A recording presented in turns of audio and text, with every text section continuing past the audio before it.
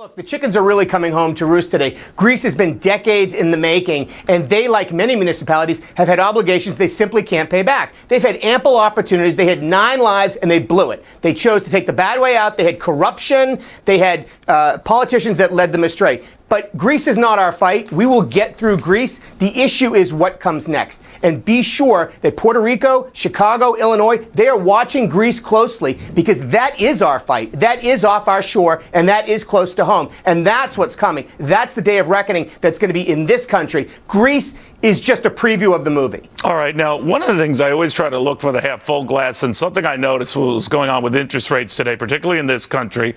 This was a perfect day to at least refinance or try to buy a home, because the 10-year note, a key gauge that we use to finance many mortgages, that yield fell down 15 basis points today. Suffice it to say, that means a lot of money was going to our treasury market as a flight to quality. Not because we're the best game in town, but because compared to the rest of the world, we're the least pathetic.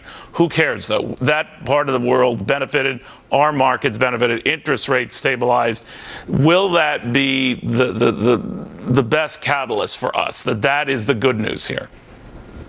Sure. Well, it's interesting. There's been so much focus on whether the Fed will raise rates by 1/4% or 0.5%. Will they in September? And you've missed the whole picture. I mean, people have missed the forest for the trees, and that is recoveries rely on the free flow of credit. And when you have a flight to safety like we're seeing today, where people are hiding in the U.S. and they want U.S. government bonds and they want safety and stability, they're not going to buy low quality debt. And that's going to cut off risky credits. That's going to cut off new companies from raising money. And irresponsible municipalities who've lived beyond their means are going to wind up penalizing everybody else. And that's the fear here. I don't worry about interest rates skyrocketing in the U.S. because it's a safety play. I worry about other aspects like credit. But if you're in that camp, I understand, but if you're in that camp, then the last thing you want to see the Federal Reserve do is raise rates in this volatile time.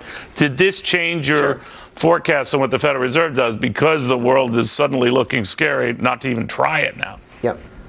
You know, it's interesting. We've been in a really a placid place. People don't realize how low the volatility has been in the equity markets over the last 6 months, 2 years, and 3 years. We're in for a more volatile period, and that is normal. That's something that we should appreciate and respect risk, and that's where we'll be. The Fed wants to raise rates because they want to raise risk premiums. They want to get some of the speculation out of the system. They want to normalize the system and reward savers, reward people that have been doing the right thing, and they will make that change, and we'll get through this, but we need to be careful about the next crisis that could be right off our shore in the Caribbean, and that's Puerto Rico. Thank you, my friend, very much.